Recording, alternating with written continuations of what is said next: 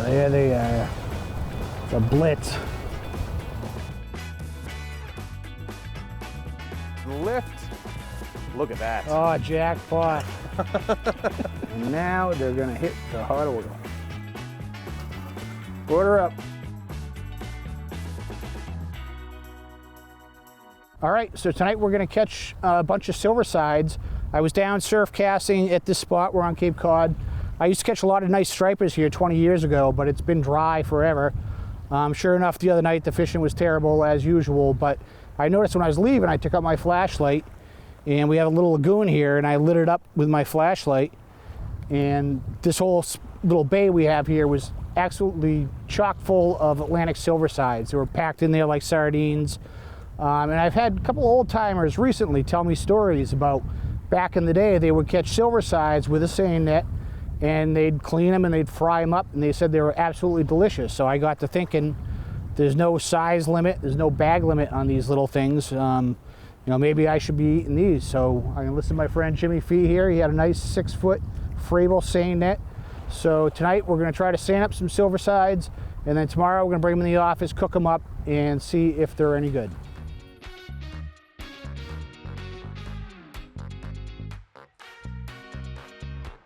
All right, so Jimmy brought over this beautiful Fravel seine net. I think this is an 8-footer. It's perfect for social distancing right now with the pandemic, so we're gonna make sure we stay a net's length apart from each other here. Jimmy, tell us a little bit about how a seine net works. Yeah, so a seine is basically, it's a rectangular net, so it's going to be longer than it is tall. This one's about 8 feet long and just about 4 feet tall. And the idea is that you have one guy on either end of it, holding a stick that's attached to the net, and you walk through the water fast enough that anything in front of, between you is going to get trapped in this net. The net has a series of weights to keep this end on the bottom and some floats up here on the top to keep that floating. So we need to walk fast enough around the bait fish to trap them, and then we're going to go toward the beach in order to pen them up there. Once you get close, you kind of flip it up just a bit.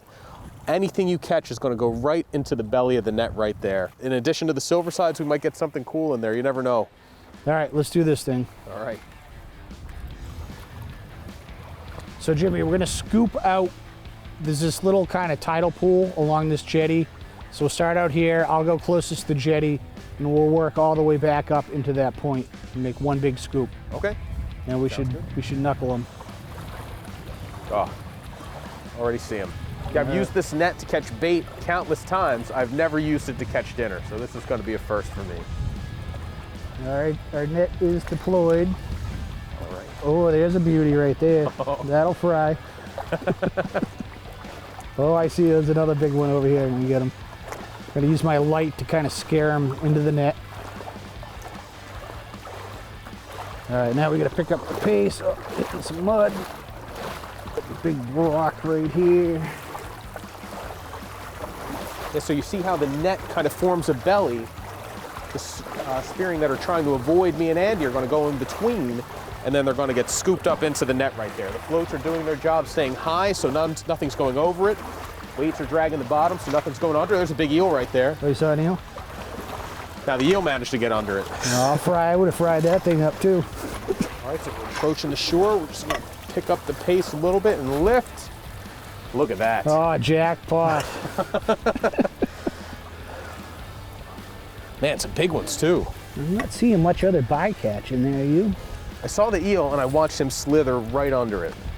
We're ready for our bucket. Our bucket is over here. Let's just take the whole shebang over there and let's get that jellyfish out of there.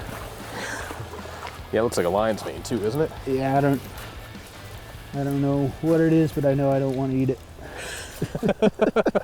That won't fry. All right. So you just dump them right in? Yeah, I don't know. I've never done this, so hopefully we get most of them in the bucket. Oh, nice shot. Oh. All right, so I think we got more than enough Silversides here to conduct our experiment.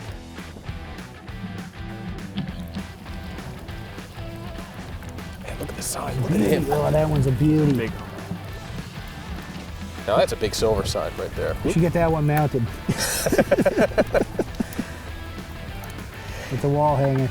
They're really cool little bait fish too. I mean, you can tell, Yeah. you can see right through them. They're almost translucent. You know, they have this Oh, stripe. they're definitely, yeah, it's like see-through flesh. I've always been curious about it. And they get that like one strip that goes down. Looks like a little piece of tin foil just running down their lateral line. Yeah, and they do look a lot like smelt, which I'm a big fan of frying smelt. But I bet these will come out even crispier because they're smaller. So this is my first time eating them, so I'm gonna gut these. On the bigger specimens, I will remove the head. On the smaller ones, I'll leave the heads on because I've been told that gives them a nice crunch. We shall see.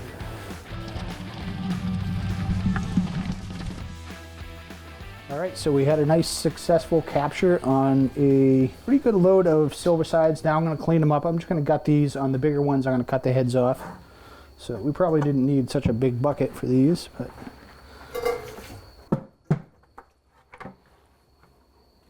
And I'm just gonna give these a rinse. Any seaweed out of there. There's a little bit of sand still in there, so we'll give them a little wash. So I've heard different things from different people. I've had some people tell me you can eat the whole thing straight up. You don't need to gut it. You don't need to take the head off. I've heard other people tell me you definitely want to gut them. And I've had people tell me just cut the heads off. Some people say keep the heads on, they're crunchier. So I really don't like eating guts. So what I'm going to do is I'm just going to trim the guts out on the smaller ones. And then on the bigger ones, I'll remove the head as well. So I just have these little scissors here. I use these for fly tying. We're just gonna go right up the vent. Now I'm just gonna use my thumbnail to kind of work that stuff out. Give it a quick rinse. So really not a whole lot inside of there. And that's definitely the smallest fish I've ever cleaned right there. So one down.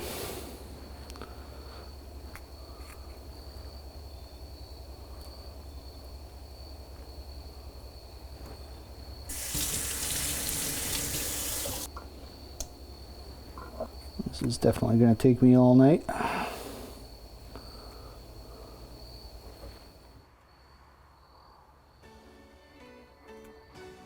All right, welcome back. It's Friday afternoon. We're here at the On the Water headquarters in Falmouth, Massachusetts. We have a nice little tradition here at the On the Water office. I like to call it Beer 30. Every Friday at 4:30, we all stop what we're doing, kick back, crack open nice cold beer, tell some fish stories. And today I'm going to make a little treat for my coworkers. We got these lovely Silversides that we harvested last night. We're going to fry these up and make some fries with eyes. So, I was up into the wee hours of the night last night cleaning all these little buggers. I got about 3 or 4 dozen here ready to go.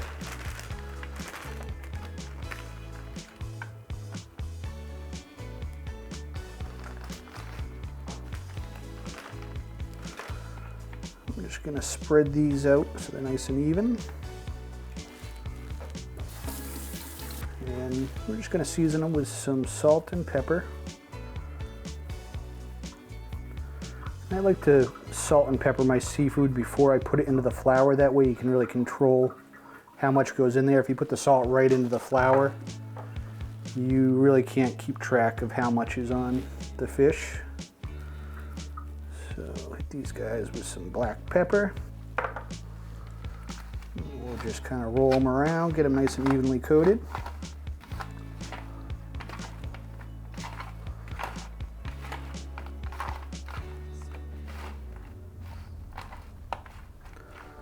That should do it. And now I'm going to put in my flour mix. I made this earlier today. This is about probably 3/4 of a cup of white flour. I got about 1/2 cup of cornstarch. I got some garlic powder, a little bit of sugar, which actually helps it brown up a little bit more when you fry fish. So we're just going to dump these guys into the flour.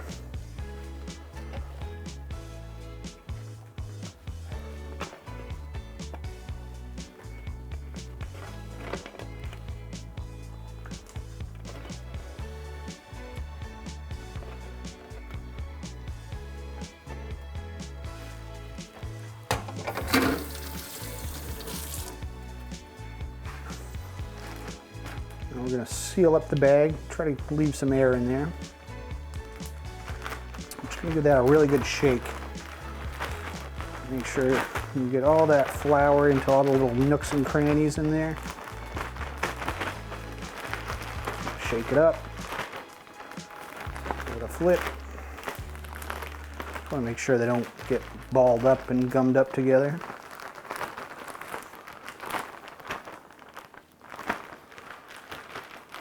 All right, that should do it. And now this is kind of a critical step a lot of people overlook. After we put the flour on the fish, I'm gonna put this in the refrigerator and just let it sit in there for a good half an hour to an hour. And what's gonna happen is we have that salt on the fish, some of the moisture is gonna start coming out. The flour is gonna stick to that moisture, and everybody knows when you mix water and flour, you get glue. So by doing that, letting them rest, it's really gonna help that breading stay on the fish when we deep fry them. Pop these guys in the fridge and drink a beer.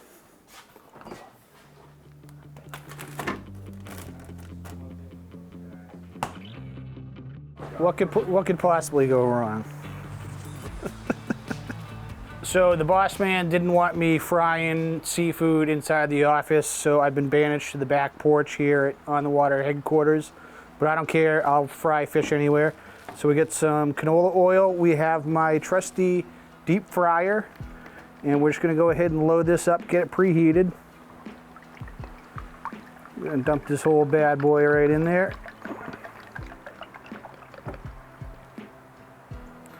And we're gonna save the bottle because we're gonna need that to dispose of the oil when we're done. And the nice thing about electric deep fryer is it has a little dial here. We can set that. I'm gonna go ahead and fire this up to about 365 degrees. Probably take this about 10-15 minutes to come up the temp.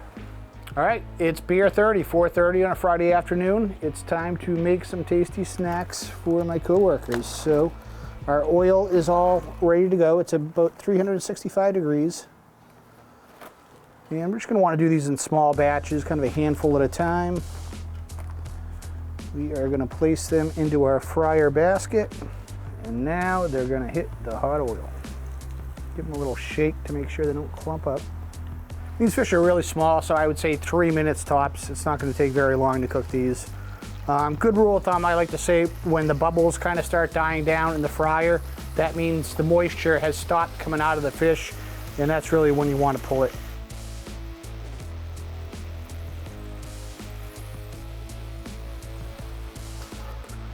Order up.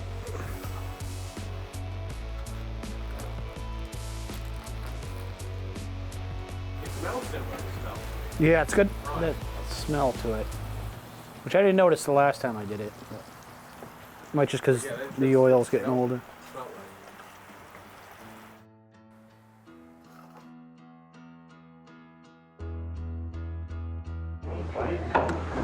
So people like, Go right for the head.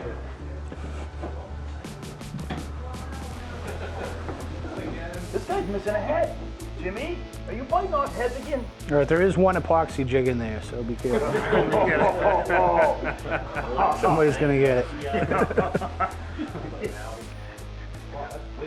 That is good, isn't it? Hey, I would order those as a set of fries. But They're can I swap really out the